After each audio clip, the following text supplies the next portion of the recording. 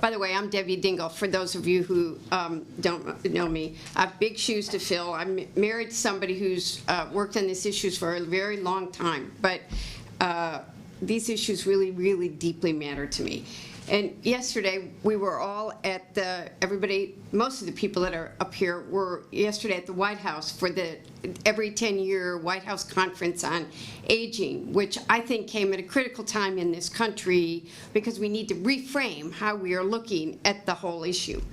But the president said that one of the best measures of a country is how it treats its older citizens. By that measure, the United States has a lot to be proud of. We have Medicare and Social Security are two achievements of our time. And I'm really proud. I know I'm not, I am proud of this, that John Dingle's father was one of the authors of Social Security, and the man that I'm married to is one of the authors of Medicare. And they are two, I'm proud of it.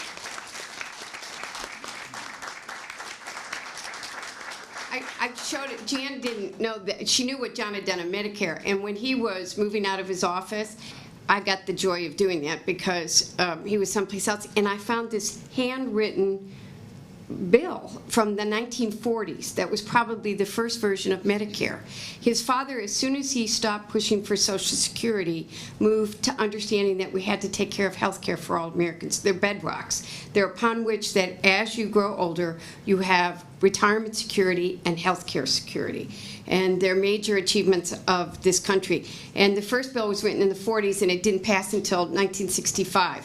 So we understand the importance of protecting what were controversial when they were first passed and continuing to fight for changes as we continue to move along. And it's the 50th anniversary of Medicare later this month. But it's appropriate as we're gathering today and moving towards both the 50th anniversary of Medicare and the 80th anniversary of Social Security. Today is the 50th anniversary of the Older Americans Act. And it's happy birthday. And now it's time to look at those through the lens of today's seniors. I use the word seasoned, and determine how we can improve them for the next 50 or 80 years. The reality is that while Medicare provides critical health coverage to billions of beneficiaries, there are very serious gaps that exist. And I think most of us don't know it until you're in the system. I was shocked. I call it the journey the last year, is I've been an advocate for someone that's been in the system. And as I've been talking to people along the way, I found out that a number of basic needs, such as hearing aids, glasses, foot care, and basic dental, are not covered by Medicare. And this leaves seniors, millions of seniors, at a loss to pay for services that are crucial to maintaining a healthy, independent lifestyle. We are working to address the hearing aid issue immediately, and that's why we're here today, to talk about it.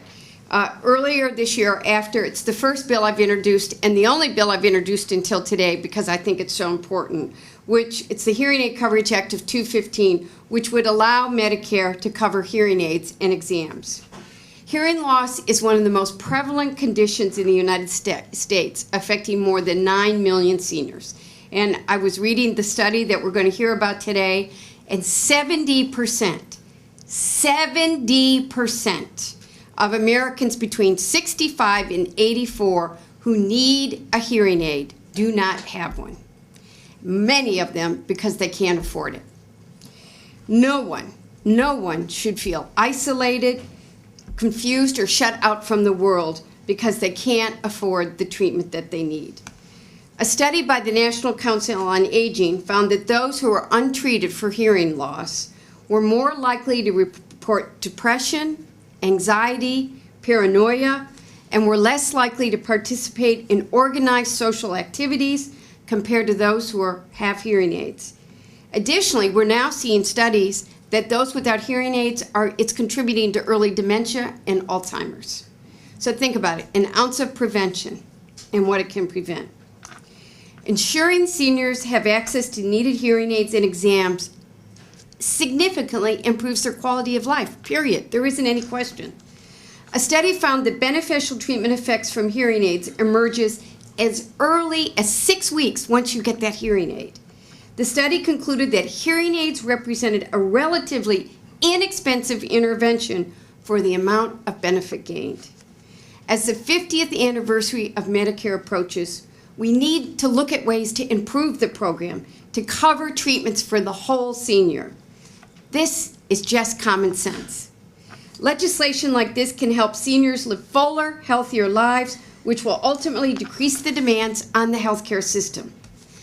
And this bill is just one piece of the puzzle to bring our fragmented, unnavigable healthcare system into the 21st century to better serve seniors.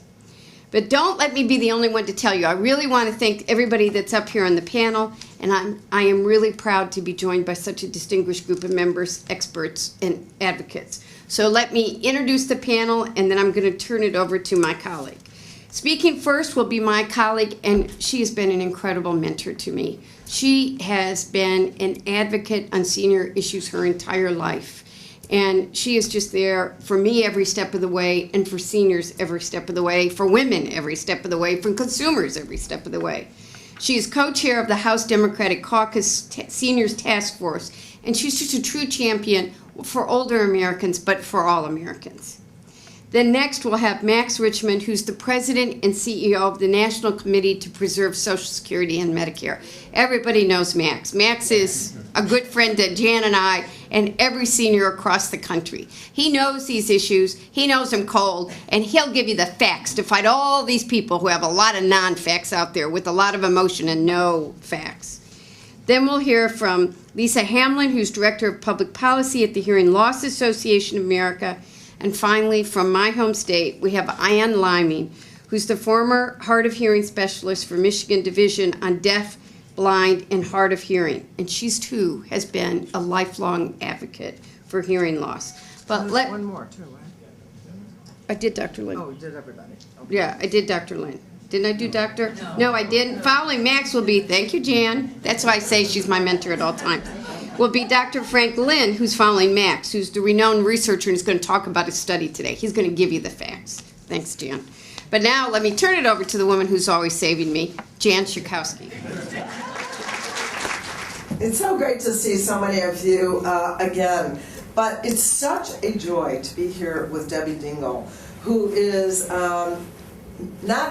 she's a new member to Congress, but not a new fighter for seniors or for all Americans. I am so pleased now that she's joined the Seniors Task Force in the House of Representatives. You can just tell from what you heard so far that she is going to be such a fighter and advocate pushing for the things that we all care about. So I just thank you so much, Debbie. And of course, it's true that she comes from a remarkable family. Not only was John Dingell one of the originators of Medicare, but he was actually in the chair in the House of Representatives gaveling Medicare into existence. And so he was invited to do the honors when the Affordable Care Act passed, to sit in the chair and once again gavel progress toward more health care. And of course then his father pushing for Social Security. So we are just so grateful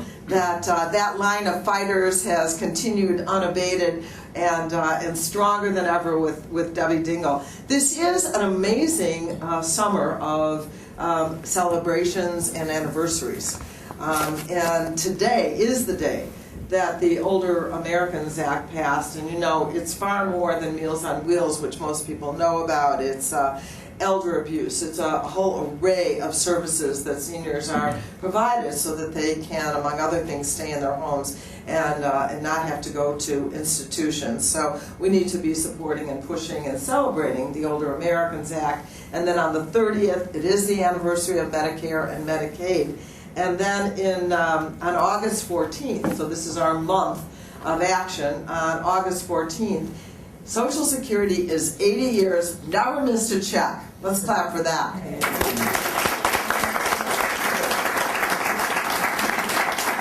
So I want to tell you, I can speak from personal experience, both as a senior citizen and someone who has hearing aids in both ears, that this is a really serious issue. And I have to tell you, some of the things that you were talking about, until I got my hearing aids, I often did feel uncomfortable at noisy receptions where, people would try and talk, and yes, they try and talk loud, and I, would say, I'm sorry, I really can't hear what you're saying right now. And I don't know about you who may have hearing whispers. I even with my hearing aids, I have a hard time with whispers. But the fact that it is not covered by Medicare is a gaping hole. And yes, at some point, and I know Debbie wants to do this too, we'll talk about other things. We'll talk about the eyeglasses and the podiatric care, etc. But I think that it is smart for us to start with one thing. And the one thing that is so expensive, if you've gone out and had to buy hearing aids, we're talking about thousands of dollars for hearing aids. And I am sure that the vast majority of people who need them and don't have them, that's the simple reason. That if it were covered by Medicare, so many more people would be able to get them. And we'll have experts here talking about what's the result then? What's the cost then? The cost to society, the cost to in healthcare costs, the cost in pain to individuals of not being able to have those hearing aids. So I believe that this is as important a fight as any, and I also believe when I look at the National Committee to Preserve Social Security and Medicare, I know that this is a battle we can win. Thank you.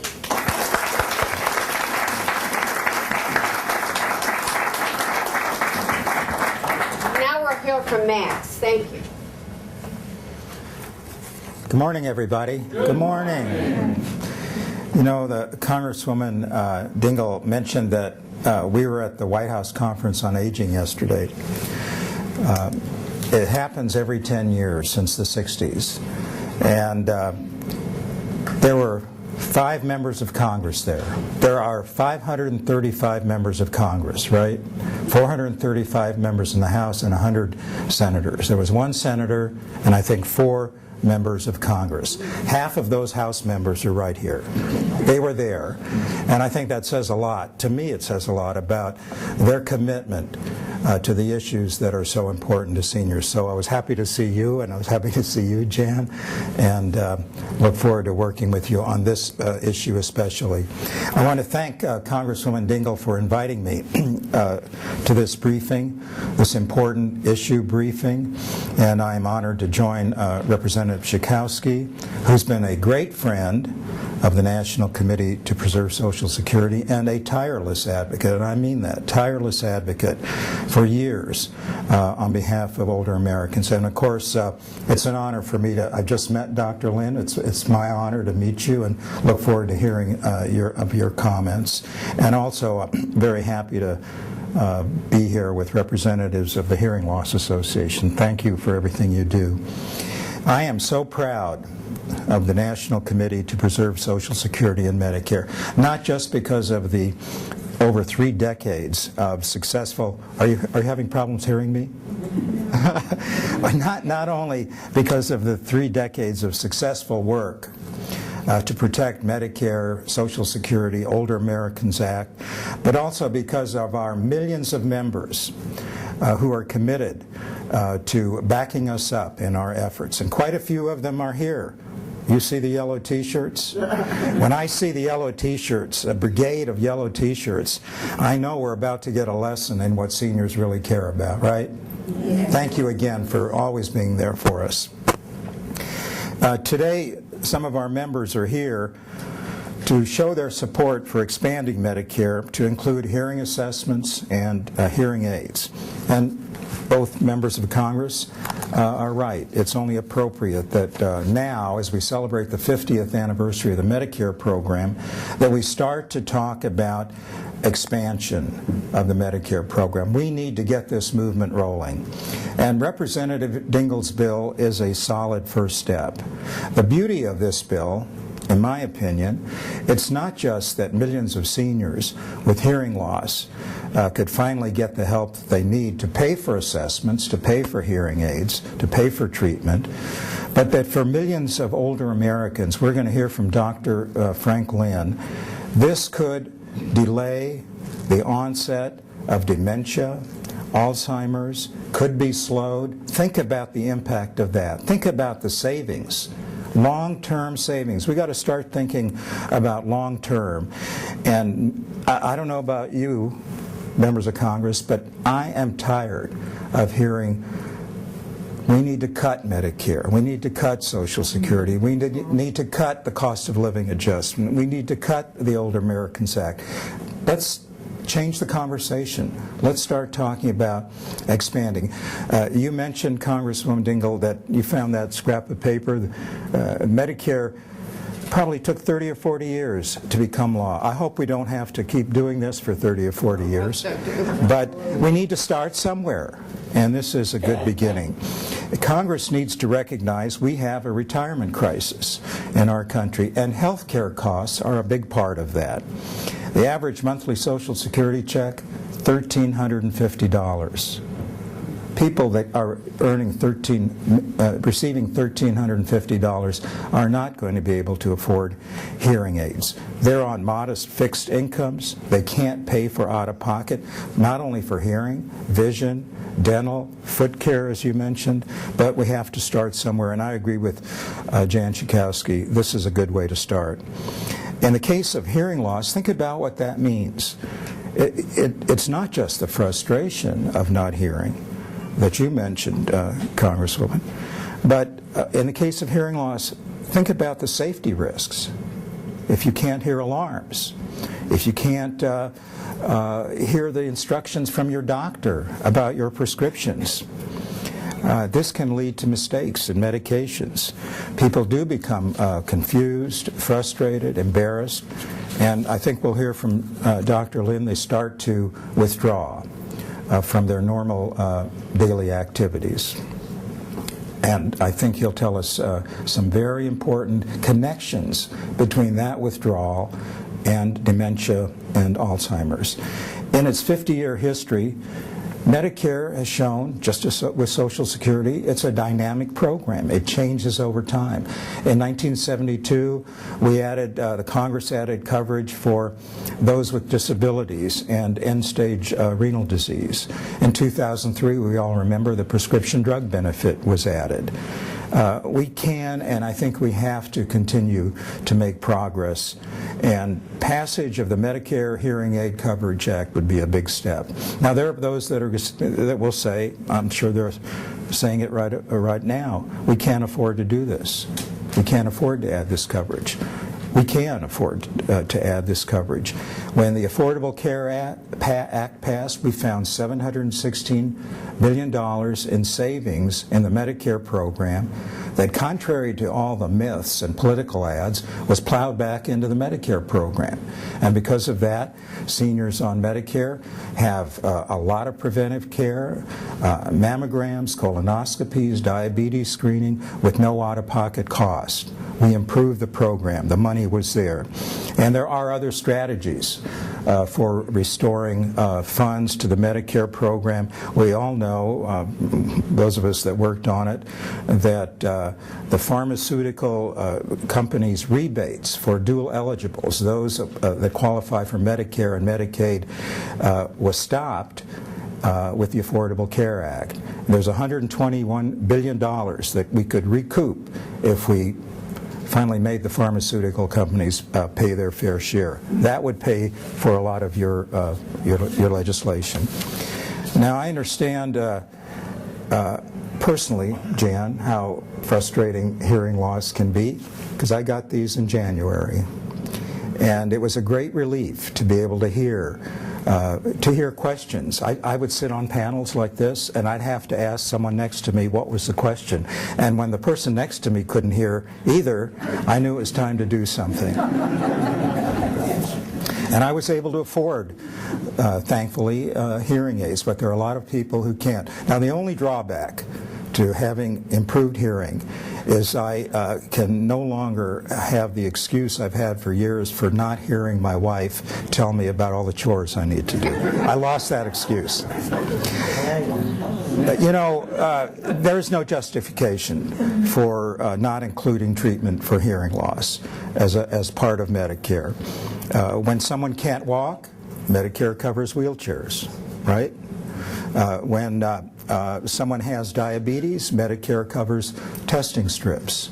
Hearing loss should be a priority, just as all of these other debilitating diseases. And now's the time, the 50th anniversary of Medicare, to start taking action.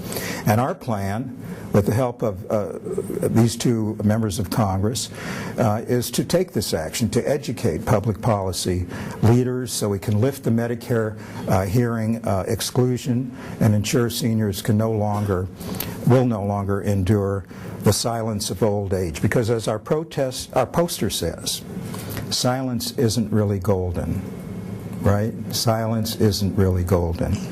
So now it's my pleasure to introduce the real expert on the panel today, Dr. Frank Lin from Johns Hopkins, whose clinical practice is dedicated to otology, am I saying that right? Otology, and medical and surgical management of hearing loss. His research is focused on studying the interface between hearing loss and aging.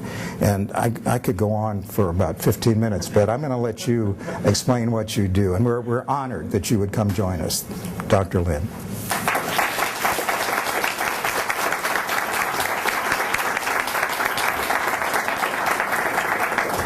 Good morning, everyone. Good morning. Good morning.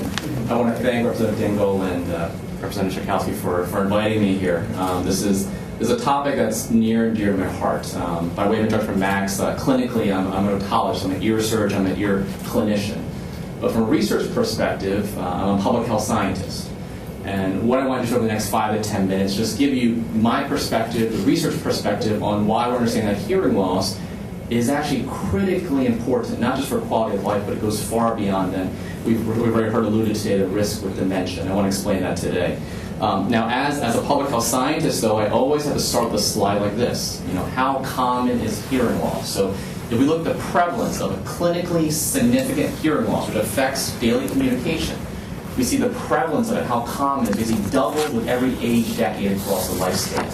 Right? I mean, that's remarkable, right? That means by the time we look at Americans who are 70 and older, that 2 out of every 3 Americans over 70 has a meaningful hearing impairment that interferes with daily communication, right? And at the same time, as you heard before from Representative Dingell, is we look at the rates of hearing aid use in the red bars compared to people with hearing loss in the blue bars. We see it's phenomenally low, right?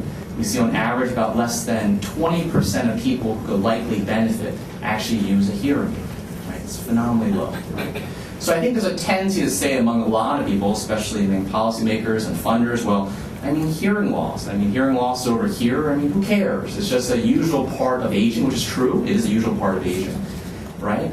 And what we really care about, though, as a society, as policymakers, as funders, is we care about the big things. So not hearing loss, we care about things like dementia and falls and progression to hospitalization or needs. Those are the things we care about, not really about hearing loss, right? Hearing loss is just a quality of life issue, right? But increasingly understand that's not the case. Is that we're actually understanding now that there are pathways, there are direct, biological, mechanistic pathways through which age-related hearing loss, which all of us will experience to some degree, can directly contribute to these more important critical outcomes, which are incredibly expensive, right? We're finding that when you have hearing loss, what it basically means that your brain's constantly getting a very garbled sound, right? We're understanding now that that puts a load on the brain, a cognitive load on the brain. The brain's constantly having to work harder when you have hearing loss. And it then comes at expense of our thinking and memory abilities.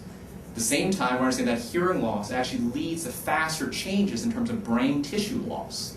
With reduced stimulation of the brain, we actually get reduced or increased loss of brain tissue over time, right? And finally, hearing loss clearly impacts our ability to engage. And all 3 of those things, cognitive load, the direct brain structural changes, as well as reduced social engagement, we know now can directly lead to things like dementia, falls, and hospitalization. So hearing loss goes far beyond the quality of life issue now. We understand that's likely a direct risk factor, but is much more important consequence, which all of us here care about, right? These aspects of healthy aging, that's what we care about, right?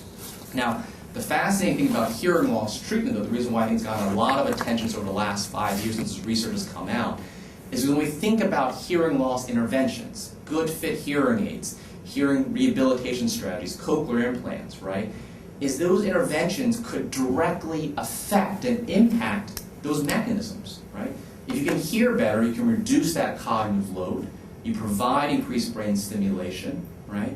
And we improve social engagement. So there's every reason to think at this point now, if we intervene on hearing loss early, we may be able to impact these much more important downstream outcomes, which we all critically care about, right? And yet, I have a backup here as a scientist now, then, right? Because from a science perspective, though, this is still the truth, though. The actual question, if when you treat hearing loss, can you actually delay cognitive decline or dementia? It's actually still unknown. We don't know yet. The reason for that is because in the history of science, history of the National Institutes of Health, this clinical trial has never been done. We've never done a clinical trial to test if you treat hearing loss, do you actually reduce cognitive decline or dementia, right? From a clinical perspective, we think it does. From a research perspective, we don't know yet. So fortunately right now, with our taxpayer dollars at work now, the National Institute on Aging, part of the National Institute of Health, is funding and beginning to fund the development of this trial at Hopkins and throughout the United States, right? And collectively it's called the ACHIEVE trial, or the Aging, Cognition, and Hearing Evaluation Elders trial, right? And what this trial will eventually do, we're just getting started right now, is we'll take about 1,000 adults, older adults, all in their 70s, all healthy, all with hearing loss, and half will get treatment with hearing loss, half will just get some healthy aging classes. And we'll look at some short-term outcomes, short-term benefits of hearing loss treatment. But more importantly, what this trial will really test, though, is the primary outcome. When we treat hearing loss, can we actually delay the onset of cognitive decline and dementia? Can we delay the risk of falls, delay the risk of progressing to nursing homes? Right? So that's a critical question this clinical trial will answer. Now, as you heard alluded to before, the reason why a trial like this is so important that we need to encourage NIH to fund a trial like this is because of this. If we look at the US and the world population, and we look at how common, how many millions of people have dementia going for the next 40 years, it is staggering because everyone's living longer now because people aren't dying of heart disease and strokes from basically the last 30 years of public health improvements. We're saying as everyone lives longer, you're more likely to develop cognitive impairment and possibly dementia over time. So what this basically means throughout the world, especially the United States right now, we're going to see over the next 40 years that the prevalence, how common dementia is going to double every 20 years for the next 40 years. And to put that in perspective, what that means, in just 35 years from now, in 2050, 1 in 30 of every single living American will have dementia, right? And that's a conservative estimate. That's a very, very conservative estimate there. That is a staggering number. And yet, to date, every single major pharmacologic drug trial, treatment trial to delay, prevent, reverse dementia has absolutely failed, right? So the idea that treating hearing loss, right, could possibly even have just a small modicum of benefit on reducing the risk of dementia has huge, huge public health impact, especially considering that hearing loss treatment is essentially risk-free. There's no risk there, right? You don't hurt yourself, nothing like taking a drug, right? So there's a huge potential impact, right? And that's why this trial is so important. All right, so this is my final slide. I think the reason why I present a slide like this is I think no matter who you are in this room, whether you're a congresswoman, whether you're in charge of the national committee, or whether you're just a constituent, in the end, all we care about in the very end, I think everyone in this room cares about, is the individual person, right? Whether it's a constituent, a patient for me, a family member, a friend, this is what we care about. This is why we're in this room, right? So this is actually my 92-year-old grandmother, and she has a moderate hearing loss for over 20 years now. And about 2 years ago, I'm sitting down with her at lunch, and she's asking me how my work's going at Hopkins, and I'm saying, well, you know, Grandma, this is the research I study. I study the consequences of hearing loss, and the risk of dementia, and the impact of treating it, and how can hearing loss be addressed in the community through policy efforts, right? And I go on and on, this is all in Chinese for a few minutes, and she stops me, and she says, are you telling me that I'm going to develop dementia, right? And she was not happy, right? So I had to pause there, and I was like, no, Grandma, of course not. I mean, for example, you have high blood pressure, and because of that, you're more likely to have a heart attack and a stroke, right?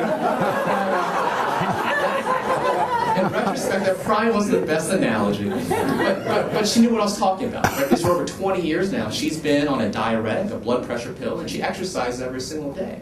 Those blood pressure pills are covered by Medicare, right? So I said, from an epidemiological, from a research perspective now, we understand hearing loss, right? right? Hearing loss also increases at a population level the risk of cognitive decline, dementia, falls, even hospitalizations, right? What we still don't critically know yet for the definitive evidence, though, is how much of a benefit hearing loss treatment will make, though. But again, like I said before, even if it has a small modicum of benefit at absolutely no risk, the benefits and payout are absolutely enormous, right? Now, the reason why I like to finish this last example on the slide, though, is that are there any internists, physicians in the room? Oh, nuts. Right. The reason why I bring this up, though, is that we take it for granted now. If you're a 65-year-old woman and you have high blood pressure, of course you treat it, right? It's common knowledge. But just 23 years ago, in the early 1990s, if you were a 65-year-old man or woman and you had isolated systolic hypertension, the higher number, right? And it was less than 140 plus your age. So if you're a 70-year-old man and your blood pressure was 200, wasn't treated. The reason for that is back then it was seen as high blood pressure. It's the usual process of aging, right? It's normal in many ways. Your arteries get all stiff over time. Who cares, right? And that all changed in 1992 when this very, very large clinical trial came out, and it definitively proved that if you treat high blood pressure in older adults, you drop the rate of heart attacks and strokes. And literally overnight, around the entire world, that changed the entire approach to how we manage hypertension in older adults, and that has had ramifications for the next 20, 30 years until today. So I think there are a lot of parallels between that and hearing loss. Hearing loss is a usual process of aging, no doubt about it, but we understand that it comes with incredible ramifications. So that's why I'm absolutely thrilled to be here, because I think it's efforts like this through Congresswoman Dingell and Schakowsky that we're going to see the hopeful introduction of efforts to intervene on hearing loss with tremendous ramifications for the next 50 or 100 years. Thank you very, very much. That's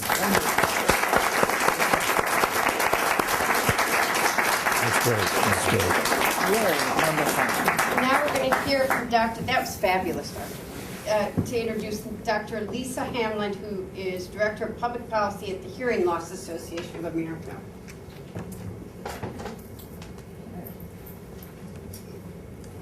Thank you. Good morning. Good morning. See, I just said that just to hear you say good morning back. That was great. I love that you are all here. It's wonderful that you brought your constituents here. It's terrific. I'm the Director of Public Policy at Hearing Loss Association of America, and we're going to get our folks in next time, because we have a Hearing Loss Association of America has been around for 35 years now. It's our best kept secret. We work with people with hearing loss from around the country. We have chapters all over the country. Right here in D.C., for all these people who have hearing loss in D.C., we have a chapter. And we provide information and education, advocacy, and support to our, I think nobody mentioned the numbers here yet, but we're talking about 36 million to 48 million Americans with some kind of hearing loss. That's a huge group of people who need help. And we deal every day, we get calls, we get phone calls, we get emails, we get letters from people saying, what do I do about my hearing loss? Because what happens usually is that people age slowly into hearing loss. It's not, most people don't have a sudden, I had my hearing loss overnight. But most people get gradually, and you adapt. Human beings are incredibly adaptable. So you don't hear this, you're mumbling, I told you to take out the garbage and you didn't do it. Right? Max. But that's what happens. And after a while, somebody, usually a spouse, says it's time to do something about your hearing loss. But it's what Dr. Lynn was talking about, the public health ramifications of not doing anything. I won't do anything. Or more likely, the calls that we get, the number one call is, how do I afford this hearing aid? Now I know I have to do it. I finally got my audiogram, which Medicare does cover, if you're not looking for the hearing aid, but just trying to figure out what it is that's going on. So you get the audiogram, and then how do you pay for a $2,000 hearing aid, a $4,000 hearing aid? No. They tell you need two. So I have $8,000 that I'm spending tomorrow on my hearing. Let me think about this. How do I afford it? And the other piece is that there are very few foundations that will help people. So if you're on a fixed income and you're trying to figure out what to do about how to deal with your hearing loss, you're really stuck. So we have been supporting, we are so grateful to Representative Dingell for introducing this bill. It's so important to us. We think that the time has come, and we're happy to hear from everybody on this panel, because we're ready. We're happy to partner with everyone. We know about hearing loss. You guys know about Medicare. We're happy to move forward, and you know the process. You've been around. We're happy to move with everybody because we all need it. The people that we hear from, people that I heard from a woman who said, "I'm scared now. I'm scared I won't be able to hear." That's what my last call was. So I want to thank you so much for inviting us, and I'm going to turn it over to a woman from Michigan who has a hearing loss herself. I have a hearing loss, but Ann Lonnie has been around for a long time, and she has been a long time with Hearing Loss Association of America. She was a former president of the Board of Trustees.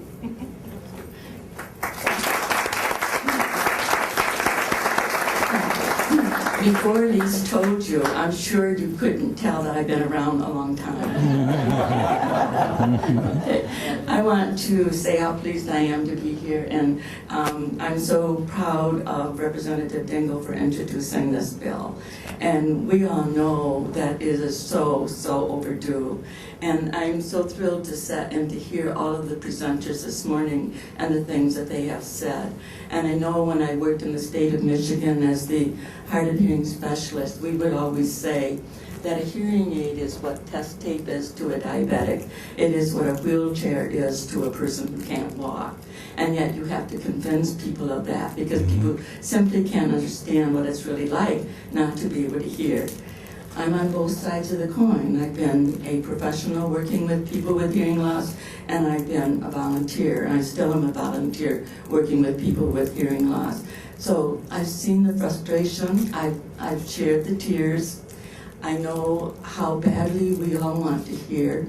I know how it hurts to have, your grandchildren, or in my case, my grandnephews even, walk past me and talk to someone else because it's too hard to make Aunt Ann hear. Those things hurt. We're not, as we get older, just put on a shelf. We're not just back there not caring anymore. We still want to be involved. We still want to make a contribution. We still want to be a meaningful part of our families' lives. So it is just so fantastic to have this bill, to hear these people, and to hear their strong commitment to getting this bill passed. I just want to say a little bit of a personal thing, because this really brings this even home more meaningful to me, is that I wear a cochlear implant on my left ear. I've only had it for about 8 months. So I had to get a new hearing aid 1 week ago today that would work with that implant, so that I can use other assistive technology and hear the same thing in both ears at the same time. I had to pay out of pocket for the hearing aid, and it was $2,650. I was so thankful that it was only one hearing aid. I could manage the one. I would have hated to manage two. So, I share all your concerns. It was a thrill to me to see all these yellow t-shirts coming in today, and to feel surrounded by people who truly understand and truly care about this bill. I was extremely happy to hear you call it a fight, because it will be a fight. But along with all of you, I'm really proud and happy to be a part of that fight to see this bill get passed. And so appreciative again to you, Representative Dingell, for taking this on. Thank you.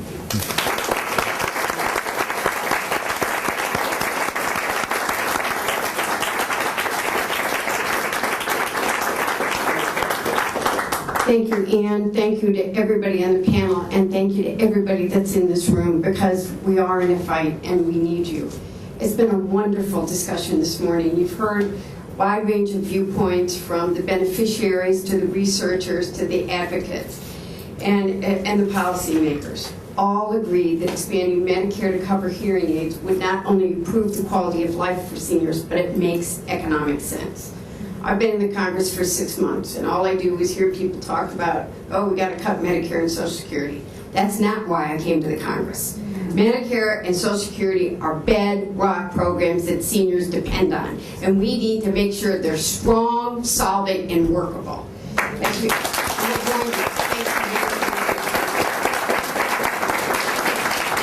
As we celebrate these anniversaries, we need to remind people what pillars of our community they are, and that we need to improve and strengthen these programs to better meet the needs of today's seniors. This legislation is a good first step, but I'm going to work with everybody in this room and everybody here to make sure that these remain bedrocks of our country's backbone for our seniors.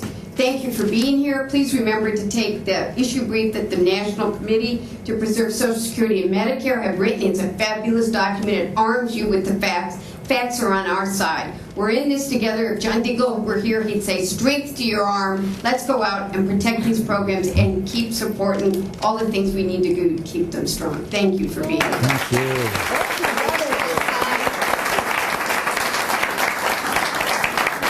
Greg asked me to get you to sign that bill as you leave, so thank you. Happy to. And he's right. I have a great staff. Thank you for everybody's staff and team who helped make today a success. And isn't she super? Thank you.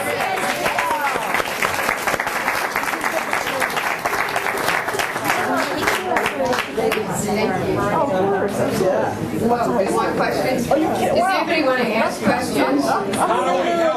How do we help? We got to get organized. We know how to organize at the grassroots. We got start spreading the word. Max, you're going to help us organize, right? Absolutely. Your adversary against this. Yes. People who think that it's too expensive, we need to show them why it's not too expensive. You need to take this brief that Max's group has done, which has got the facts. And we need to, I mean, I sing that song, but we need to go state by state. I think we need to host town hall meetings in every district across the country and talk about the importance of it. We need to show people why it makes economic sense, that an ounce of prevention it helps us reduce costs. We got to raise it, write out beds, talk to people, call into radio Thanks, Jen. programs. Thank you. You know how to win. We just got to get out there and push back. What about the hearing